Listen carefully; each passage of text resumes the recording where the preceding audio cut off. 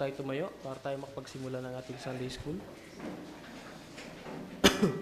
Praise you, Lord Jesus. Lord, Ama, purihin ka, Ama, sa umagang ito, Lord, sa biyaya mo sa amin, Lord, na magising kami sa araw na ito, O God, na may kalakasan pa, Panginoon. Lord, may bagong vision, may bagong goal, Ama, na nilagay ka sa aming harapan, Lord. Salamat, Lord, sa deliverance sa mga, O God, sa mga pinagdadaanan namin, sa mga sakit na binigay sa amin ng kaaway, Lord. Salamat sa mga, O God, mabubuting bagay na nagmumula sa iyo, Father. Lord, narito, Ama, ang isang subject na aming i-approach, karugtong ng aming pag-aaral.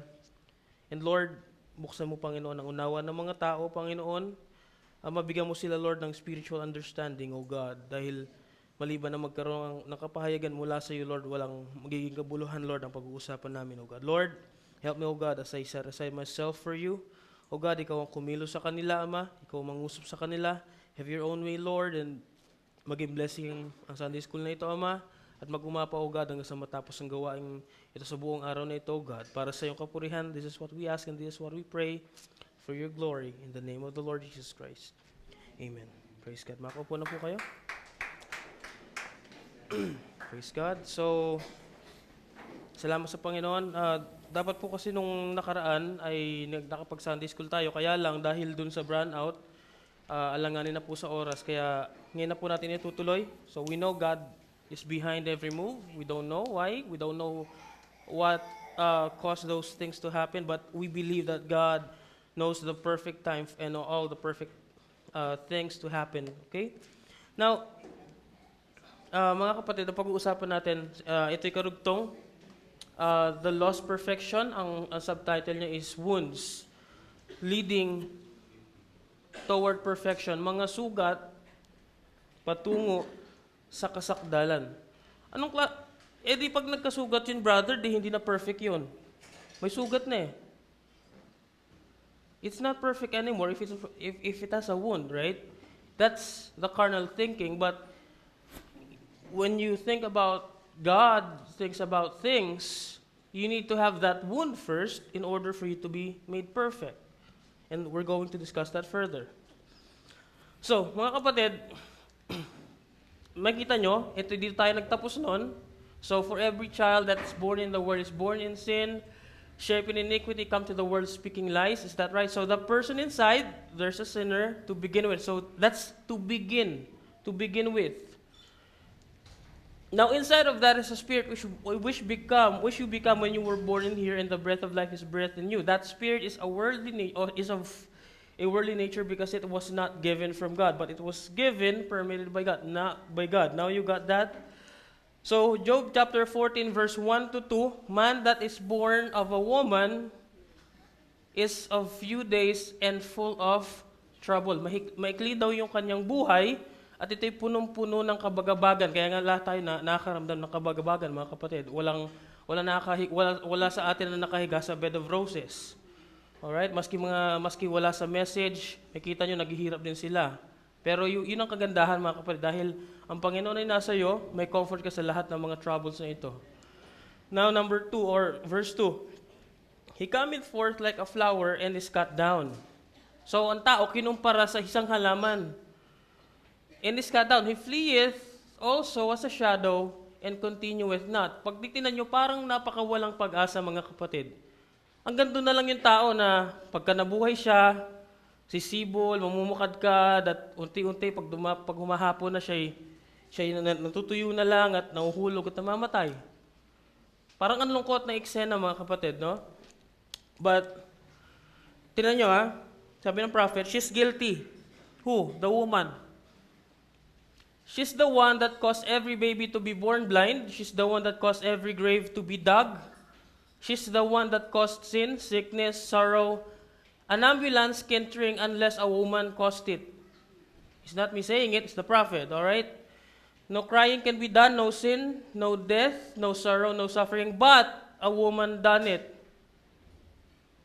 Si Evan tinutukoy ko dyan. Baka mamaya iba yung kaisipan nyo. Okay, question. So, tanong mga kapatid, hanggang dito na lang ba tayo? Consider this quote, mga kapatid. Ito napulot ko lang, but I know, the truth is always a truth is a truth wherever it comes from. Yan ay sabi ng ating pastor, di ba? Kahit saan mo kunin yan, basta katotohanan niya, katotohanan yan. Sabi ng quote, your story may not have such a happy beginning. But that doesn't make you who you are. It is the rest of your story. Pag-uusapan natin mga kapatid kung ano ibig sabihin yan. Now, sa Colossians 1:7 mga kapatid, totoo lang, napakapangit ng story ng buhay natin mga kapatid.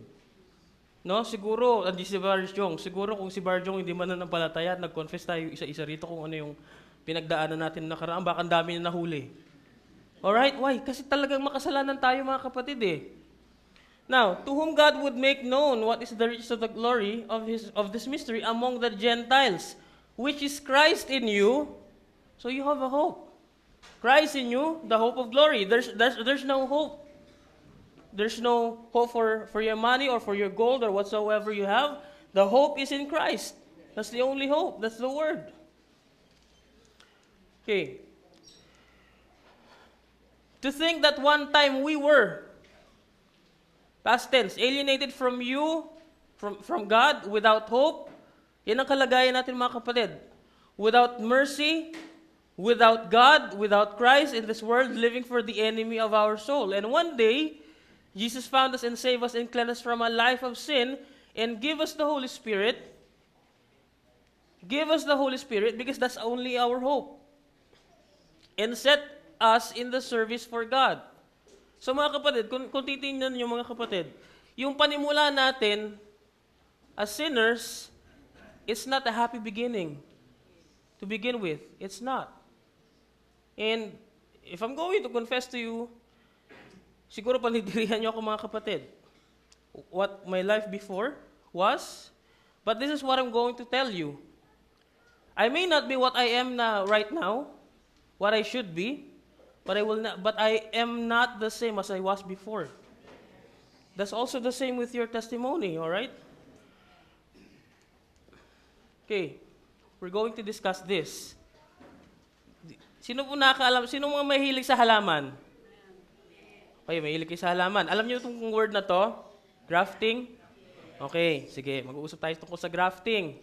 Grafting, sabi dyan, the act of grafting something onto something else, caused to grow together parts from different parts. Yung part ng isang halaman, palalakihin mo sa bahagi ng ibang halaman. That's what we call grafting.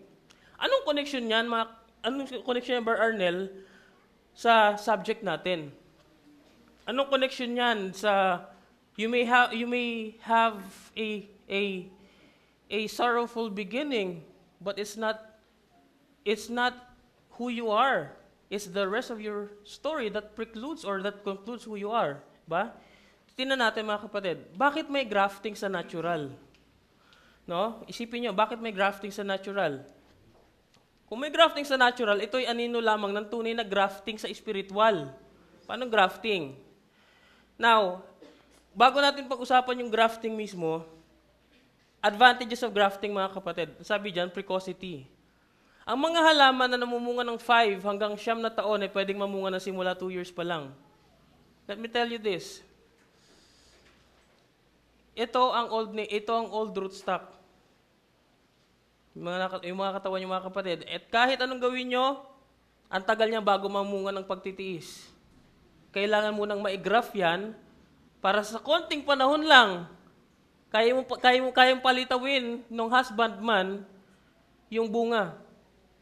Right? Mahirap palitawin mga kapatid sa rootstock ng napakaaga ang bunga.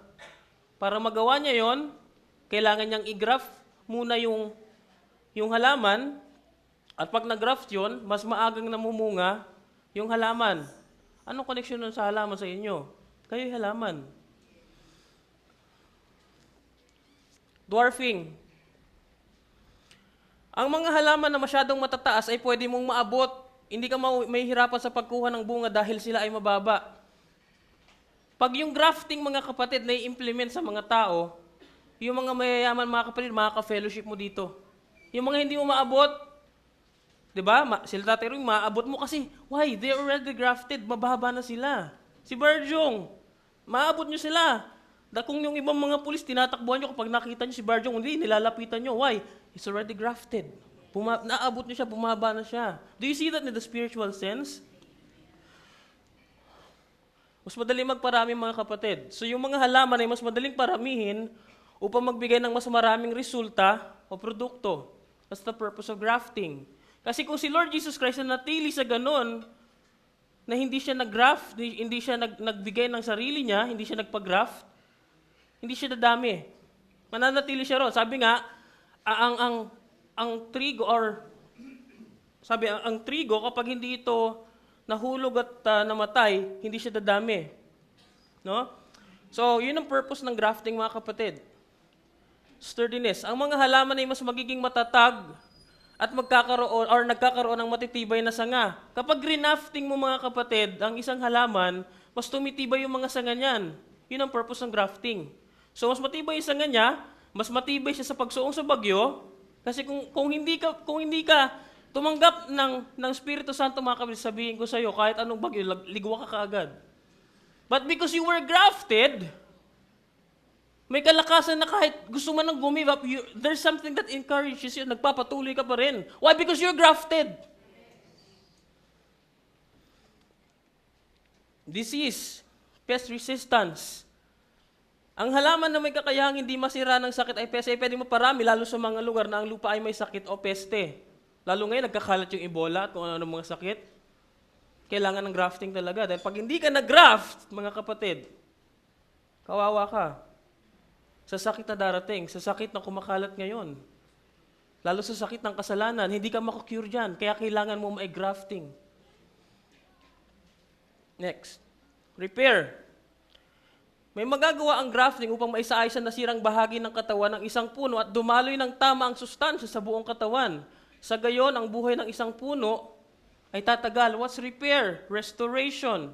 The reason why God is always going to fill you with the Holy Ghost is because He wants to restore your relationship back to Him.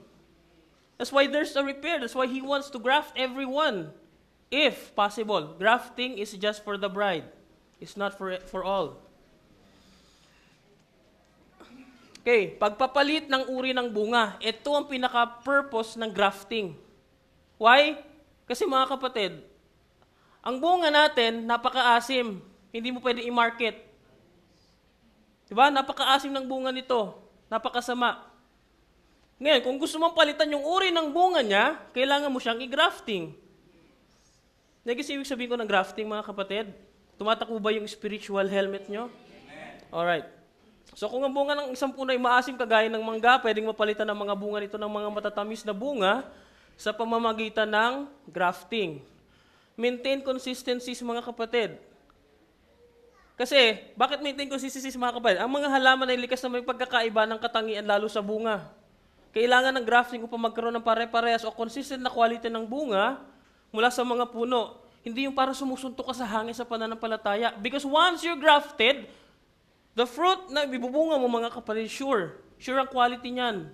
Pwede mong i-market, may magandang commercial value. And pare-parehas yan. Alright? That's the purpose of grafting. Okay. And he shall be like a tree. He is a man, planted by the rivers of water that bringeth forth his fruit in his season. So, tinulad yung tao, mga kapatid, sa isang halaman. At kung yung isang halaman, pwede mo ma-grafting, pwede rin yung bang ma-grafting ang tao? Yes, sir. Okay. Consider these pictures. Yan. This is the tail of the two mango trees. Pareha silang may maasim na bunga. At pareha silang lumalago, yumayaman. At isang araw, mga kapatid. So, yan si mango A. Si mango B. And so, yung dalawang mango trees na yan, mga kapatid, pareha silang may maasim na mga bunga. So, isang araw, yan si mango A, si mango B, nagulat ngayon si mango A. Sabi niya, Ano nangyari sa'yo? Ba't nagsasama ka sa mga born again na yan? Tingnan mo, dati-rati, ikaw ang nagpapautang sa akin, ngayon ikaw nangungutang. Pare, dating ginagawa natin ganito lang, may pera na tayo. Tingnan mo, anong kalagayan pinagagawa mo? Tingnan mo, wala ka tuloy. Ang baba ng kalagayan mo. But they don't realize what happened. Mga kapatid, yung isang yun, magpapatuloy siya ng bunga na maasim, o marahil malabay ang kanyang mga sanga. Yes, sir. Sa panimula lang yon. Pero hindi siya marketable. Hindi siya redeemable. And itong isang to, mga kapatid, darating ang time, kasi mistula siya naging bata eh. That's the purpose of grafting. That's the purpose of the stature of a perfect man. Kailangan mo munang dumaan sa pagkabata. Why? Kasi, if you're going to wait, if you're going to have a patience about what you receive in the message, darating ang time, mga kapatid, you're going to grow and bear the fruit na ini-expect sa'yo. Bakit? Nag-graft ka na eh. Okay? Yan, grafting. So mga kapatid, sa grafting, may mga bahagi tayong tutuklasin dyan. So ito, ang tawag dyan rootstock. Yung kulay brown na ito, ang tawag dyan rootstock. Yan yung nakadikit doon sa lupa. No?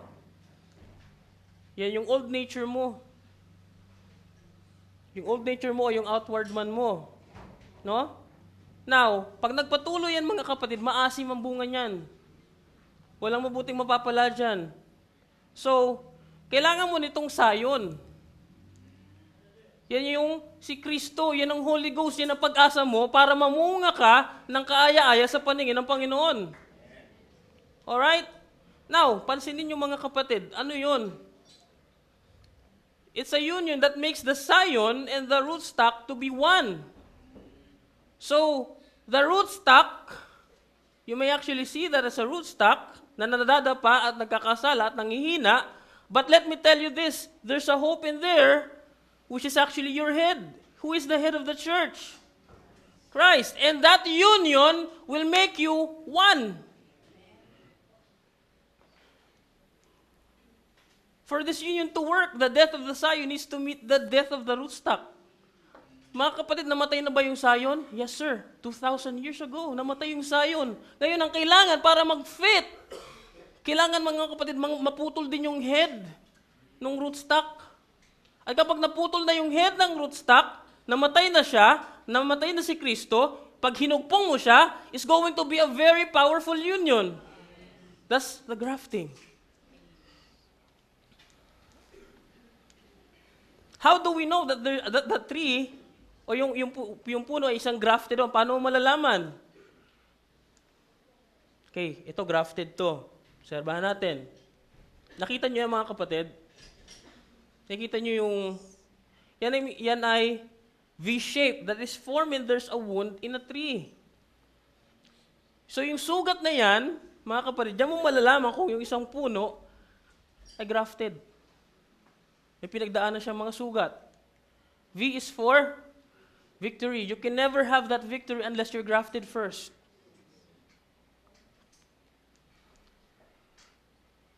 I want you to remember that unless we find out, unless God has revealed it to us, no matter how much we go to church, kahit umagal ka sa message ng 15, 20, 30, 40 at mag-100 ka sa church, God must come by revelation and reveal Himself to us. That takes all the things of the world out. Look, when this great revelation, revealed mystery is made known to you, what's that? The grafting. Christ and you becoming one, that's actually a mystery and that's being revealed to you. It's made known to you, then you denounce all the things of the world. Think of this mga kapatid. Our story may not have a happy beginning. Ano bang bakit hindi happy yung beginning natin mga kapatid? After this man sinned, he marred that soul, blackness, darkness, come unto it. Ang pangit na panimula, mga kapatid. However, that doesn't make us who we are. It is the rest of our story. Alright? Why? He's still working on me. At dahil hindi pa tapos yung storya, ito yung part 2 ng ating buhay. Then God came down and lived in man, suffered with man, and redeemed the man, and the Holy Ghost, the Scion, comes into the man, into the rootstock, and drives that blackness and sin away from him. And it brings it back into perfect fellowship, a part of God. So, ano yung title natin? Wounds leading to perfection. And now we, by the blood of Christ, who cleanses us from sin, we become sons and daughters of God. Purihin ng Panginoon, tayo po'y tumayo. Tapos natin ang bahagi ito. Alright, Lord, salamat po Panginoon sa biyaya mo, Lord God, naman na binigay sa amin, O God. So, Lord, salamat dahil nakikita ka namin sa mga simpleng bagay, Panginoon. Hindi kailangan, O God, naman ng theology or ano po mga bagay-bagay, Panginoon. Kailangan, Panginoon, ay makita ka namin, Lord. Ang mahalaga, Lord, ay mag-grafted ang aming mga puso, Panginoon, sa isang kaluwalhatian na yun, O God, Ama, sa anyo ng Espiritu Santo, O God. At pag na-grafted kami, Panginoon, Lord, kahit saan kami tumingin, Lord, kahit sa kahan ng sigarilyo, Panginoon, may nakalagay, a thinking man's filter is a smoker's man's taste. Lord, nakakuha ang prophet ng inspiration. Why? Because God was in his heart. And out of that, Lord, He created a subject, Lord. A thinking man's filter is a man with the Holy Ghost taste. And Lord, we see you, Lord, in the sun, Lord. We see you, O God, sa bulaklak. We see you, Panginoon, sa aming mga pagkadapa, Lord, dahil nandun ka, tinutulungan mo kami. Lord, nakikita ka namin, Ama. Lord, sa kagalakan, Panginoon, nakikita ka namin. Lord, sabi ng kanta, I see you, Lord, in sorrow and in happiness. I see you, Lord, in glory and sweet success, Lord. And nakikita ka namin, Lord, Lord, kahit saan kami tumingin, Lord, naaninag namin ang iyong mukha, Panginoon. Why? Dahil ikaw, Lord, ay naigraph na sa aming mga puso, Panginoon. At Lord, wala kami magagawa, hindi ka namin kayang takasan, Panginoon. Dahil, Lord, that union is fixed forever. And it's bound by all means, O God, to bear the fruit, Panginoon. Lord, kahit hindi maganda ang aming panimula, Panginoon, we thank you, Lord Jesus. Dahil, Lord, there's a chance, Panginoon. There's a hope that one day, that perfect you will be manifested in these sinful flesh, O God. Lord, salamat, Ama. Mapasayong kapurihan po. Salamat, Panginoon, sa pangalan pa Jesucristo. Praise God. History is repeating.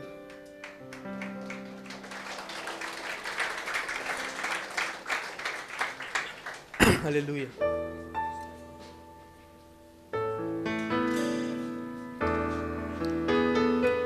History is repeating, but it's much greater now. And greater than Ruth is uniting with her kinsmen.